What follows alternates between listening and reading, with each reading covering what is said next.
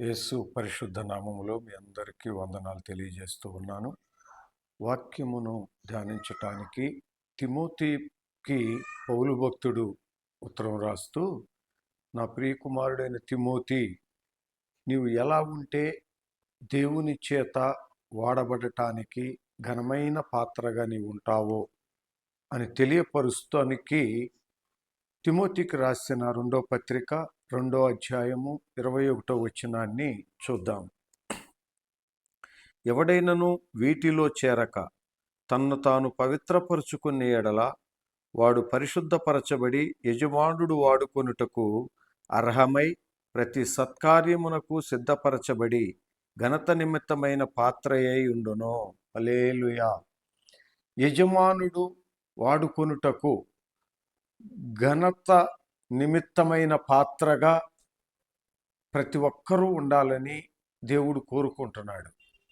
మన ఆత్మీయ జీవితంలో మనల్ని సృజించిన దేవుడు మన ఎడల ఒక ప్రణాళికను కలిగి ఉంటాడు.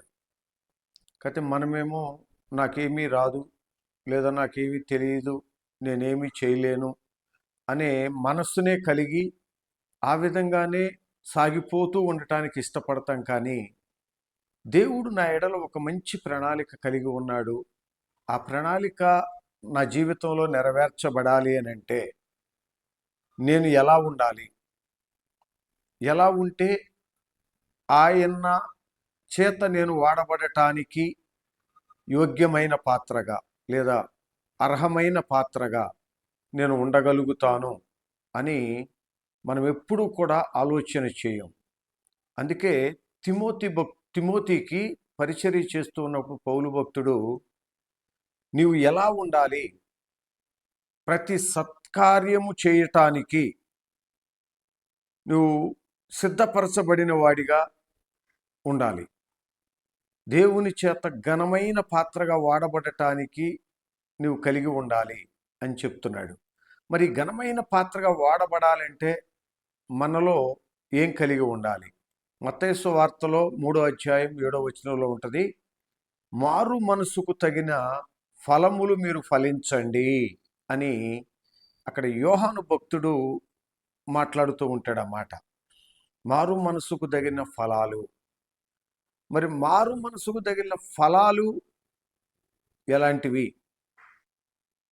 అవి ఏవి మనలో ఉంటే, లేదా మనలో ఎలాంటి ఫలాలు ఉంటే దేవుడికి వాడబడే ఘనమైన పాత్రగా మనం ఉండగలుగుతాము? హెబ్రీలకు రాసిన పత్రిక 10వ అధ్యాయము 22వ వచనంలో మనం చూస్తే, మనస్సాక్షికి కల్మషము తోసకుండునట్లు ప్రోక్షింపబడిన హృదయములు గలవారమును నిర్మలమైన ఉదకముతో స్నానము చేసిన శరీరములు గలవారమునై యుండి విశ్వాస విషయములో సంపూర్ణ నిశ్చయత కలిగి యథార్థమైన హృదయముతో మనము దేవుని సన్నిధానమునకు చేరుదము. Praise the Lord. మారు మనసుకు తగిన ఫలం మనలో ఉండాలి. దేవుని సన్నిధికి వెళ్ళే మనం ఎలా ఉంటే మారు మనసుకు తగిన ఫలాలు మనలో బయట కనపడతాయి అని అంటే, అక్కడ రాయబడిన మొదటి మాట ఏంటంటే, మనస్సాక్షికి కల్మషము తోసకుండునట్లు. అంటే కల్మషము లేని హృదయము కలవారిగా మనం ఉండాలి. అది దేవుడు కోరుకుంటున్నాడు. మరి దేవుని సన్నిధికి వెళ్ళే మనలో కల్మషం ఉందనుకోండి, మంచి మనసుగా కాక కల్మషము కలిగిన మనసు మనలో ఉంటే దేవుడు దానిని అంగీకరించడు. ఎందుకంటే కల్మషము లేని హృదయం కావాలి అనే ఫలం మనలో ఉంటే, మన హృదయం కల్మషము లేని హృదయమైన ఫలం ఉంటే దేవుడు మనల్ని వాడటానికి లేదా దేవుని చేత వాడబడే ఒక ఘనత కలిగిన పాత్రగా మనం పొందగలుగుతాం. మరి ఆ కల్మషము లేకుండా అక్కడ రాయబడింది, మనం కడగబడాలి. తోచకున్నట్లు హృదయము పోక్షింపబడిన హృదయము కలవారము, అంటే కడగబడిన హృదయం కలిగిన వారిగా మనం ఉండాలి. ఎలా అంటే, భక్తుడైన యోహాను రాసిన మొదటి పత్రిక 1వ అధ్యాయంలో ఉంటుంది, మన పాపములన్నిటినీ మనం ఒప్పుకొని విడిచిపెట్టిన ఎడల ఆయన నమ్మదగిన వాడును నీతిమంతుడును కనుక ఆయన కుమారుడైన క్రీస్తు యేసు రక్తము చేత మనలను కడిగి మన పవిత్రపరుచును అనే మాట అక్కడ 7వ వచనం 9వ వచనంలో చూస్తే ఇవన్నీ రాయబడి ఉంటాయి. అంటే దేవుని సన్నిధికి వెళ్ళే మనం కల్మషము లేని హృదయము కలిగిన వారిగా ఉండాలి అని అంటే యేసు రక్తములో మనం కడగబడాలి. యేసు రక్తములో ఎలా మనం కడగబడతాము అని అంటే మన హృదయములో ఉన్న లేదా మనలో ఉన్న ప్రతి పాపము లేదా చెడు ఏదైతే దాగి ఉందో అటన్నిటినీ ఒప్పుకుని మనం విడిచిపెట్టడానికి ఇష్టపడేవారిగా ఉండాలి. ఎందుకంటే కీర్తనకారుడు అంటాడు, తన అతిక్రమములను ఒప్పుకుని విడిచిపెట్టేవాడు ధన్యుడు అని. మరి మన అతిక్రమాలు లేదా మన పాపాలు అన్నీ ఒప్పుకుని విడిచిపెట్టడానికి మనం ఇష్టపడితే యేసుక్రీస్తు తన రక్తము చేత మనని సంపూర్ణముగా కడిగి మన పవిత్రపరుస్తాడు అనే మాటని అక్కడ మనం చూడగలుగుతాం. అలాగే మరి ఆ రక్తము చేత కడగబడిన మనం కల్మషము లేకుండా ఉండాలి అని అంటే ఇంకా ఎలాంటి క్రియ మన జీవితంలో ఉండాలి అని అంటే పరమగీతముల గ్రంథము 5వ అధ్యాయము 3వ వచనంలో రాయబడి ఉంటుంది. నేను వస్త్రము తీసివేసి తిని నేను మరలా దాన్ని ధరింపనేలా, నా పాదములో కడుగుకొంటిని నేను మరలా వాటిని మురికి చేయనేలా. Praise the lord. ఒక్కసారి మనం దేవుని సన్నిధిలో ఒప్పుకుని వాటిని విడిచిపెట్టిన తరువాత తిరిగి వాటిని ధరించటానికి లేదా ఆ మురికి ప్రదేశములో లేదా ఆ వ్యర్థమైన ప్రదేశాలలో మనం తిరిగే వారిగా ఉండకూడదని దేవుడు కోరుకుంటున్నాడు. కల్మషము లేని హృదయం కలిగిన వారిగా మనం ఉంటే, అంటే యేసు రక్తము చేత మనము కడగబడిన వారమై తిరిగి మళ్ళీ ఆ పాప సంబంధమైన స్థితిలోనికి మనం వెళ్లకుండా ఆ బురదలోనికి, ఆ చెత్తలోనికి లేదా ఆ ఊబిలోనికి మనం మళ్ళీ అడుగుపెట్టి మన పాదాలు మురికి చేసుకునేవారిగా, బురద చేసుకునేవారిగా ఉండకుండా, విడిచిపెట్టిన వస్త్రమును మనం ధరించేవారిగా ఉండకుండా యేసేపును మనం చూస్తాం. తన పైనున్న వస్త్రాన్ని పాపము ప్రేరేపిస్తూ ఉన్నప్పుడు, పాపము కొరకు ప్రేరేపించబడుతూ ఉన్నప్పుడు దాన్ని విడిచిపెట్టాడు అని రాయబడి ఉంది. తరువాత తిరిగి మళ్ళీ ఆ వస్త్రానికి ఎక్కడ ధరించినట్లు వ్రాయబడలేదు, దూరంగా పారిపోయాడు అని ఉంది. మరి మన జీవితంలో మనం కూడా లోక సంబంధమైన వ్యర్థమైన అనేక రకమైన వాటిని మనం ఒకవేళ కలిగి ఉంటే మన దేహంలో వాటిని విడిచిపెట్టి మళ్ళీ తిరిగి ధరించటానికి లేదా వాటిని పొందుకోవటానికి మనం ఇష్టపడకుండా ఉండాలి. రెండవది అక్కడ రాయబడి ఉంది, పరిశుద్ధమైన శరీరము కలిగిన వారమై. హెబ్రీ పత్రికలో ఆ మాట మనం చూస్తున్నాం కదా. రెండవది, నిర్మలమైన ఉదకముతో స్నానము చేసిన శరీరములు గలవారమై ఉండి. అంటే శరీరములో మనం శుద్ధత కలిగి ఉండాలి. మరి శరీరం ఎలా శుద్ధి చేయబడుతుంది అని అంటే మలాకీ గ్రంథంలో రాయబడి ఉంటుంది. అక్కడ మనం హెబ్రీ పత్రికలో చూసాం, స్నానము చేసిన ఉదకముతో స్నానము చేసిన వారము. అంటే నిర్మలమైన ఉదకము ఏంటిది అంటే వాక్యమును సూచిస్తూ ఉంది. వాక్యము చేత మనం ఉతకబడిన వారమై.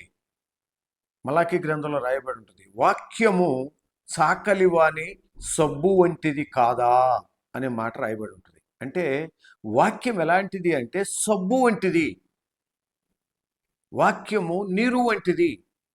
కనుక వాక్యము చేత మనం స్నానం చేసి మనం శుద్ధి చేసుకోవాలి. వాక్యము ద్వారా మనకు మనం కడగబడాలి. మన శరీరము పరిశుభ్రంగా ఉండేదిగా, పరిశుద్ధంగా ఉండేదిగా మనం చూసుకోవాలి అని అంటే వాక్యం అనే సబ్బు చేత మనం ఉతకబడిన వారిగా ఉండాలి. వాక్యం అనే సబ్బు చేత మనం రుద్దబడిన వారిగా ఉండాలి. మనం చూడండి, లోకంలో మనకు కలిగిన బట్టలు ఉతకటానికి ఏదో రకరకాల సబ్బులు మనం వాడుతూ ఉంటాం. దేని కొరకు అని అంటే వాటిలో ఉన్న మురికి పోవటానికి. మరి శరీరంలో పైన ఉన్న మురికి పోవటానికి మనం లోకంలో అనేక రకరకాల సబ్బులు తెచ్చి మన శరీరాన్ని మనం తోముకుంటూ ఉంటాం కదా. మరి శరీరం పైన శుభ్రపరుచుకుంటున్నామే కానీ శరీరం లోపల అంతరంగము శుభ్రత మనకు కావాలని దేవుడు కోరుకుంటున్నాడు. మనం ఆయన చేత ఘనమైన పాత్రగా వాడబడాలి అని అంటే, ఆయన చేత వినియోగించబడే వారిగా ఉండాలి అని అంటే మనము అంతరంగ శుభ్రతను దేవుడు కోరుకుంటున్నాడు. కనుక వాక్యం అనే సబ్బు చేత మన అంతరంగమును, శరీరమును కూడా మనం శుభ్రం చేసుకోవాలి. అలాగే లోకాసు వార్తలో ఒక మాట రాయబడి ఉంటుంది. ఏమనంటే, గోధుమలను కొట్టులో పోసి, అది 3వ అధ్యాయము 17వ వచనంలో ఉంటుంది. గోధుమలను కొట్టులో పోసి అగ్ని రాజేసి పొట్టంతా కాల్చివేసి ఆ పొట్టును తొలగించి శ్రేష్టమైన గింజలను ఆయన మళ్ళీ కొట్లో ఉంచుతాడు అని. అంటే మనము శ్రేష్టమైన గింజగా ఉండాలని ఆయన కోరుకుంటున్నాడు. శ్రేష్టమైన గింజగా మనం ఉండాలి. శ్రేష్టమైన గింజగా మనం లేకపోతే మనం ఎందుకు ఉపయోగపడం? ఆయన చేత మనం ఉపయోగించబడటానికి అర్హులంగా ఉండం. మరి ఆ పొట్టు కాల్చబడాలంటే మలాకి గ్రంథంలోనే రాయబడి ఉంటుంది, నా వాక్యము అగ్ని వంటిది కాదా అంటే ఆ వాక్యము అగ్నిగా నీలోనికి వెళ్ళి నిన్ను కాల్చి నీలో ఉన్న పొట్టు, ఎలాంటి పొట్టు అంటే ఏ వ్యర్థమైనది నీలో ఉందో, వ్యర్థమైన వాటిని ఏ ఉంటే వాటిని అంతటిని కాల్చివేసి ఆ పొట్టునంతా, పనికిరాని దాన్నంతా కూడా తీసివేస్తుంది. ఆ పనికిరానిదంతా కూడా తీసివేస్తుంది. యోహాను సువార్తలో ఉంటుంది కదా, మీరు నాతో అంటు కట్టబడితే ఫలించేవారిగా ఉంటారు, లేని పక్షములో మీరు పని తీగలుగా ఉంటారు గనక మీరు నరికి అగ్నిలో వేయబడతారు. మరి ప్రియ దేవుని బిడ్డలారా, ఆ అగ్ని మన కాల్చినప్పుడు మనలో శ్రేష్టత కలుగుతుంది. శ్రేష్టత కలుగుతుంది. అప్పుడు మంచి గోధుమల వలె మనం తయారు చేయబడతాం. మంచి గోధుమ గింజగా మనం మార్చబడతాం.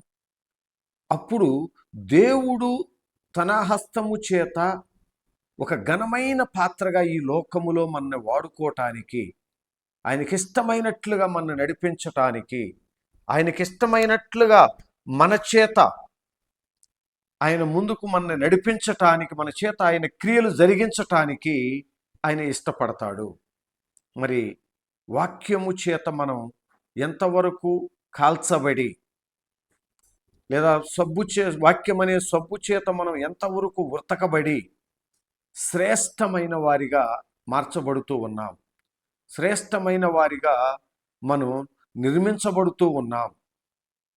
కానీ దేవుడు అంటున్నాడు, మరి వాక్యం అనే అగ్ని చేత నువ్వు కాల్చబడితే శ్రేష్టమైన గోధుమ గింజగా, లేదా మంచి గోధుమ గింజగా నువ్వు ఉంటావు. మూడవది అక్కడ రాయబడింది హెబ్రీ పత్రికలో, విశ్వాస విషయములో సంపూర్ణ నిశ్చయత కలిగి. అంటే విశ్వాస విషయంలో ఎటువంటి అనుమానము ఉండకూడదు, ఎటువంటి అపనమ్మిక ఉండకూడదు. దేవుడు నాకు ఇది ఇస్తానని చెప్పాడు గనక దీన్ని నేను నమ్మాను అని పరిపూర్ణంగా దాన్ని నువ్వు నమ్మే వ్యక్తివిగా ఉంటే, పరిపూర్ణంగా నువ్వు దాన్ని నమ్మితే అది నిశ్చయత. నిశ్చయత చూడండి, అదే హెబ్రీ పత్రికలో 11వ అధ్యాయము 30వ వచనంలో రాయబడి ఉంటుంది, విశ్వాసమును బట్టి 7 దినములు వాళ్ళు ప్రదక్షిణము చేయుట చేత, లేదా ప్రదక్షిణము చేసిన తరువాత ఏమైపోయింది? ఎరికో గోడలు అంటే వారికి ఏ ఆటంకాలు అయితే ఉన్నాయో శ్రేష్టమైన ప్రదేశంలోకి వాళ్ళు చేర్చబడటానికి, కానానులోనికి వాళ్ళకు వెళ్ళటానికి ఏదైతే అడ్డుందో అవన్నీ కూడా కొల్చబడిపోయినాయి, అన్నీ కూడా పడగొట్టబడిపోయినాయి.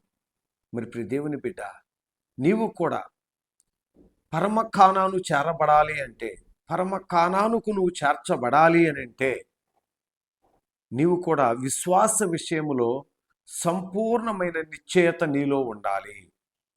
వాళ్ళకి దేవుడు చెప్పాడు, మీరు ప్రతిరోజు ఒకసారి దాని చుట్టూ తిరగండి స్తుతి చేస్తూ అని అన్నాడు.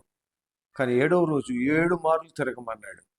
వాళ్ళు అడగొచ్చు, అయ్యా మేము తిరిగినందువల్ల దానివల్ల ఏంటి ప్రయోజనం అని వారిలో అపనమ్మిక ఉందనుకోండి.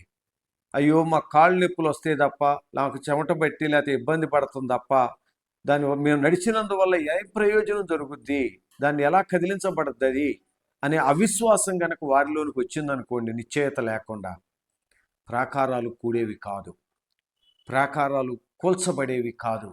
అదే నిశ్చయత. అలాంటి నిశ్చయత మనం కలిగి ఉంటే మనం ఏది సాధ్యం కాదు అనుకుంటున్నామో లేదా మనతో ఏది కాదు అనుకుంటున్నామో దాన్ని మనం చేయటానికి కావలసిన స్థితిని, పరిస్థితిని దేవుడు మనకు అనుగ్రహిస్తాడు. అక్కడే 31వ వచనంలో ఉంటుంది, రాహాబు అనే వేశ్య, ఆవిడ పేరు అక్కడ రాహాబు అని మళ్ళీ వేశ్య అనే మాటని యాడ్ చేశారు దేవుడు అక్కడ. అంటే పనికిరాని జీవితం కలిగిన వ్యక్తి, లోకములో అసహ్యం కలిగించే వ్యక్తి, లోహములో అందరూ అసహించుకునే లేదా అసహించుకోబడే క్రియలు చేస్తున్న వ్యక్తి, ఎవరు ప్రేమించే ఆదరించే వ్యక్తి కాదు, అందరూ అసహించుకోబడే వ్యక్తి ఆ వ్యక్తి. కానీ ఆ వ్యక్తి విశ్వాస విషయములో ఒక నిశ్చయత కలిగి ఉంది. ఏమనో తెలుసా? అక్కడికి వెళ్ళిన యోగుల వారు అక్కడ ఆ దేశాన్ని వేగు చూస్తూ ఉన్నప్పుడు వారిని తన గృహంలోనికి చేర్చుకుని ఆ వ్యక్తి ఏం చెప్పిందంటే, మీ దేవుడు మీకు అన్నీ ఇవ్వగలడు, సమస్తము చేయగలడు, ఆయనకు అసాధ్యమైంది ఏమీ లేదు. మా దేశాన్ని లేదా మా ప్రాంతాన్ని దేవుడు మీకు ఇవ్వబోతున్నాడు కనుక మీరు ఈ ప్రాంతంలోనికి వచ్చినప్పుడు నన్ను జ్ఞాపకం చేసుకోండి, నా కుటుంబాన్ని జ్ఞాపకం చేసుకోండి అని విశ్వాసముతో అడిగింది. ఆ 31 రాయబడి ఉంటుంది ఏమనంటే, వేగుల వారిని సమాధానముతో చేర్చుకునినందున అవిధేయులతో పాటు నశింపకపోయాను. చూసారా? ఆ దేశంలో ఎవరు నమ్మల, వేగులు చూసేవారు వచ్చారు, వాళ్ళు చూస్తున్నారు, కానీ దేవుని ప్రజలు వాళ్ళపైన జయం పొందుతారు అనే సంగతి వాళ్ళకి ఎవ్వరికి తెలియదు, నమ్మే స్థితిలో వాళ్ళు లేరు. ఎందుకంటే మేము బలం కలిగిన వారము, మాకు శక్తి సామర్థ్యాలు ఉన్నాయి అని వాళ్ళు అనుకుంటున్నారు. కానీ దేవుని శక్తి ముందు లేదా దేవుని ప్రజలకు దేవుడిచ్చే శక్తి ముందు లేదా ఎవ్వరు నిలబడలేరు అనే సంగతి వాళ్ళు గ్రహించక ఉన్నారు గనక మధ్యలో వారితో పాటు ఈ వ్యక్తి నశింపక దేవుడు చెయ్యగలడు అనే విశ్వాసం ఉంచి నమ్మింది గనక, నిశ్చయత కలిగి ఉంది గనక ఆవిడ సజీవముతో తాను తన కుటుంబము నిలబడినట్లుగా మనం చూస్తూ ఉన్నాం. ప్రియ దేవుని బిడ్డలారా, మరి విశ్వాసములో అలాంటి సంపూర్ణ నిశ్చయత కలిగి ఉంటే, ఆ సంపూర్ణ నిశ్చయత ద్వారా తిమోతికి రాసిన 2వ పత్రిక 4వ అధ్యాయము 7వ వచనంలో ఏమని రాయబడి ఉంటుందంటే, మంచి పోరాటము పోరాడి తిని నా పరుగు తుదముట్టించిని, నా విశ్వాసమును కాపాడుకుంటిని. Praise the lord. దేవుడి నామానికి మహిమ కలుగునుగాక. విశ్వాసములో నిశ్చయత ఉంటే మన విశ్వాసపు పరుగుని మనం ముగించగలుగుతాం, కంప్లీట్ చేయగలుగుతాం, తుదముట్టించగలుగుతాం.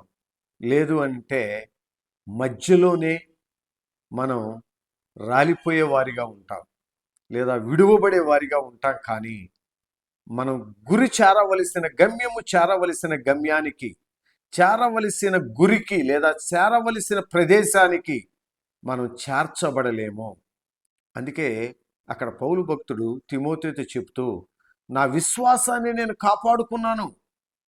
ఎక్కడ దానిలో నిశ్చయత లేకుండా నేను ఉండలేదు. కనుకే నా విశ్వాసపు పరుగును అంతము వరకు నేను పరిగెత్తగలిగాను. ఎక్కడ దాన్ని విడిచిపెట్టకుండా జాగ్రత్తగా నేను పరిగెత్తగలిగాను గనక నా పరుగును నేను తుదముట్టించాను. మరి తుదముట్టించినందువల్ల జరిగిన ప్రయోజనం ఏంటి అని అంటే, అక్కడే రాయబడి 8వ వచనంలో, నా కొరకు నీతి కిరీటము ఉంచబడింది. హల్లెలూయా. నా కొరకు నీతి కిరీటము అక్కడ ఉంచబడింది. చూడండి, ఘనత ఎంత గొప్ప ఘనత అండి. మారు మనసుకు తగిన ఫలాలు హృదయ కల్మషము లేని హృదయమును కలిగి, వాక్యము చేత ఉదకబడిన శరీరమును కలిగిన వారమై, పొట్టు లేకుండా, ఎటువంటి వ్యర్థమైనది మనలో లేకుండా, ఎటువంటి చెడు మనలో లేకుండా, సమస్తమును కాల్చబడి శ్రేష్టమైన గింజగా మనం ఉండగలిగినప్పుడు, విశ్వాస విషయంలో ఎక్కడా కూడా అపనమ్మిక లేకుండా పరిపూర్ణమైన నిశ్చయత కలిగిన విశ్వాసం కలిగి ఉన్నప్పుడు ఒక గొప్ప ఘనమైన పాత్రగా దేవుడు మనల్ని లేపుతున్నాడు. ఏంటి అని అంటే, ఆ ఘనత నీతి కిరీటమును ధరింపజేయబోతున్నాడు. అక్కడ రాయబడి ఉంటుంది, ఆ కిరీటం నాకు మాత్రమే కాదు కానీ, అక్కడ రాయబడిన మాట ఏంటంటే, నాకు మాత్రమే కాదు కానీ న్యాయాధిపతి అయిన ప్రభువు అది నాకు మాత్రమే కాదు, ఆయన ప్రత్యక్షతను ఆపేక్షించు వారందరికీ దానిని అనుగ్రహించును. హల్లెలూయా. అంటే ఏంటి ఆ ప్రత్యక్షతను ఆపేక్షించటం అంటే, మనం మారు మనసుకు తగిన ఫలములు అంటే కల్మషము లేని హృదయము, వాక్యము చేత ఉతకబడిన పొట్టు, వ్యర్థమైనవి పనికిరానివి ఏవి మనలో లేకుండా శ్రేష్టముగా కాల్చబడి శుద్ధి చేయబడిన మంచి గింజల వలె మనం ఉండి, విశ్వాస విషయములో ఎక్కడ అపనమ్మిక లేకుండా, ఏ విషయములోనూ అపనమ్మిక లేకుండా, సమస్తము దేవుడు నాకు ఇస్తాడనే గొప్ప నిశ్చయత కలిగి గనక మనం ఉంటే, ఆ ప్రత్యక్షత మనం కలిగి ఉంటే, ఆ నీతి కిరీటం అనే గొప్ప ఘనత దేవుడు మనకు కూడా ఇవ్వాలని కోరుకుంటూ ఉన్నాడు. మనకు కూడా ఇవ్వటానికి ఆయన ఇష్టపడుతూ ఉన్నాడు. మరి ప్రియ దేవుని బిడ్డలారా, మన జీవితంలో మనం ఎలాంటి ఆలోచనలు కలిగి ఉంటూ ఉన్నాం? కల్మషము లేని హృదయమును కలిగే దేవుని సన్నిధికి వెళ్ళి దేవుణ్ణి ఆరాధించేవారిగా మనం ఉంటున్నామా? లేక ఇంకా కడగబడకుండా అలాగే ఉండి, నాలో కల్మషము లేదులే అని మనకి మనమే చెప్పుకుంటూ, మనమే మభ్యపెట్టుకుంటూ, మోసపరుచుకుంటూ దేవుని సన్నిధికి వెళ్ళేవారిగా ఉంటున్నామా? రెండవది, మనలో ఉన్న పొట్టు లాంటి వ్యర్థమైన వాటిని, పనికిరాని వాటిని కాల్చివేసుకుని, వాక్యము చేత శుద్ధి చేసుకుని, వాక్యము చేత కడుగుకుని, శ్రేష్టమైన పనికి వచ్చే మంచి గింజలుగా మనం దేవుని సన్నిధిలో నిలబడుతూ ఉన్నామా?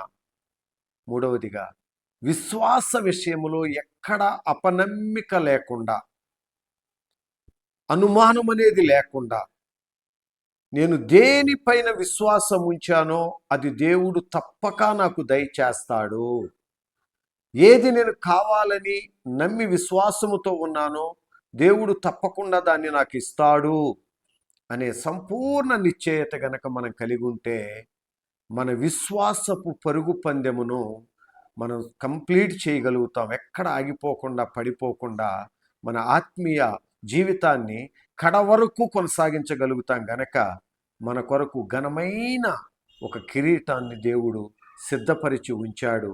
ఆ ఘనమైన కిరీటపు పాత్రగా, ఆ కిరీటమును పొందే పాత్రగా దేవుడు మనల్ని నడిపించటానికి ఇష్టపడుతూ ఉన్నాడు. దేవుడు ఈ మాటలు మన హృదయములో ఫలింపచేయునుగాక. ప్రార్థన చేసుకుందాం. పరిశుద్ధుడా, ప్రేమ కలిగిన మా తండ్రి, నీ పరిశుద్ధ పాదాలకు స్తోత్రాలు చెల్లించుకుంటున్నాం నాయన.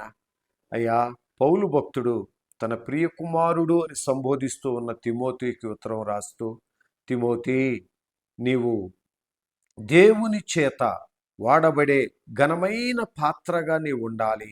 ఘనమైన పాత్రగా ఆ బహుమానం పొందటానికి ఘనమైన వాడివిగా పాత్రగా నీవు నిలబడి ఉండాలి అని చెప్తూ వచ్చాడు. మరి ఆ ఘనమైన పాత్రగా దేవుని చేతిలో ఉండాలి అని అంటే, ఆ ఘనతను పొందుకునే పాత్రగా దేవుని చేతిలో ఉండాలి అని అంటే, మారు మనసుకు తగిన ఫలాలు మనలో ఉండాలి అని చెప్పాడు.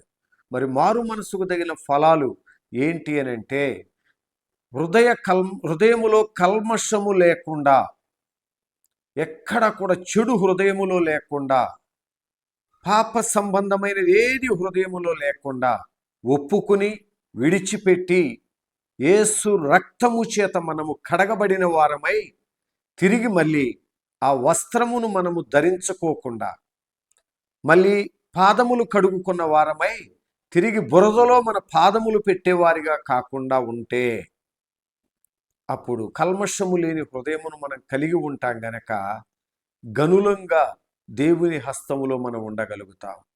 రెండవది, మన శరీరములో ఉన్న పొట్టు అంటే వ్యర్థమైనవి, మన దేహములో వ్యర్థమైనవి ఏవైతే ఉన్నాయో, మన దేహములో పనికిరానివి ఏవైతే ఉన్నాయో, మన దేహములో దేవునికి ఇష్టము కానివి ఏవైతే ఉన్నాయో, అవన్నీ కూడా వాక్యమనే సబ్బు చేత ఉతకబడి శుద్ధి చేయబడాలి.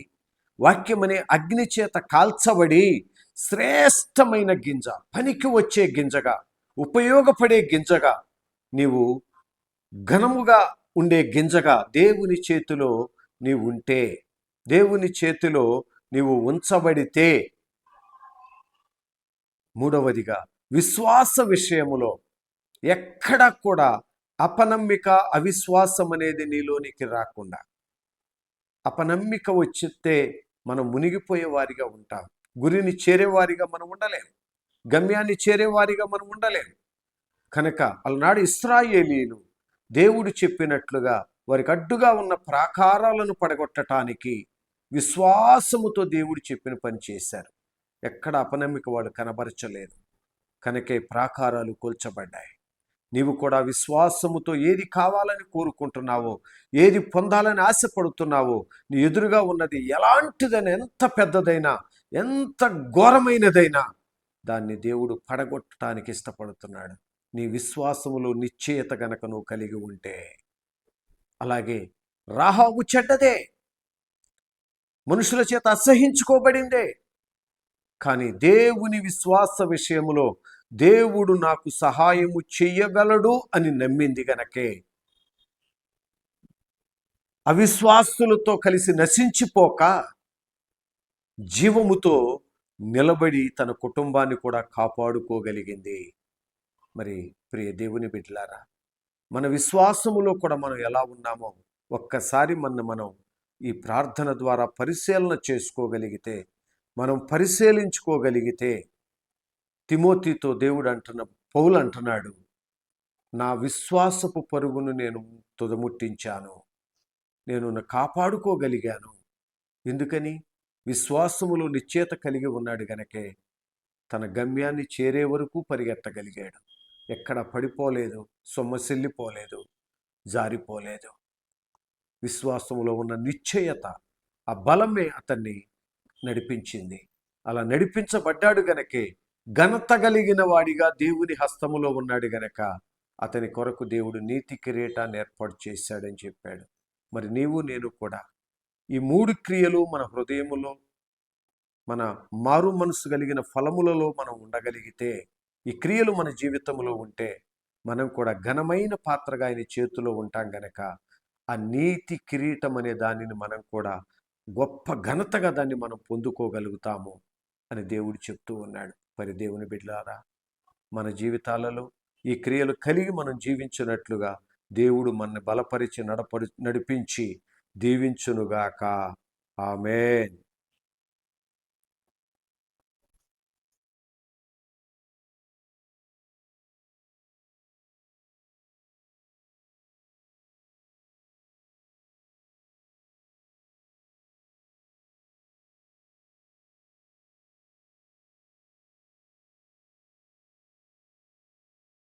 యేసు నామములో మీ అందరికీ శుభవందనాలు తెలియపరుస్తూ ఉన్నాం. నా పేరు pastor Solomon, Jesus Shalom Faith Ministries, ఫిరోజుగూడలో గత 2 సంవత్సరముల నుంచి దేవుని నామాన్ని ఘనపరుస్తూ అనేక మంది ప్రజలు ఆశీర్వదించబడటానికి ఘనముగా జరుగుతూ వస్తూ ఉంది. కనుక మీరందరూ దేవుని సన్నిధికి వచ్చి దేవుని ఆశీర్వాదం పొందాలని ప్రేమపూర్వకంగా కోరుకుంటూ ఉన్నాం. అలాగే మీ అనుదిన ప్రార్థనలలో జ్ఞాపకం చేసుకుని మీ సమయాన్ని దేవుని సన్నిధిలో గడిపి మీరు ఆశీర్వదించబడాలని అందరినీ ప్రేమతో ఆహ్వానిస్తూ ఉన్నాం. ఆరాధన జరిగే సమయం సాయంత్రం 5:30 నుంచి మొదలవుతుంది. స్థలము బోయినపల్లి వెళ్ళే దారిలో ఫిరోజుగూడ బస్ స్టాప్లో దిగి లోపల రిథమ్ డ్యాన్స్ స్కూల్ అని ఉంది, దాని ఎదురుగా ఉన్న రోడ్లో ఈ చర్చి ఉంది. కనుక అందరూ రావాలని ప్రేమతో ఆహ్వానిస్తూ ఉన్నాం. ఎవరైనా సంప్రదించవాలంటే 9303045888 నెంబర్ నందు సంప్రదించగలరు. అందరికీ ప్రేమ వందనాలు తెలియజేస్తూ ఉన్నాను.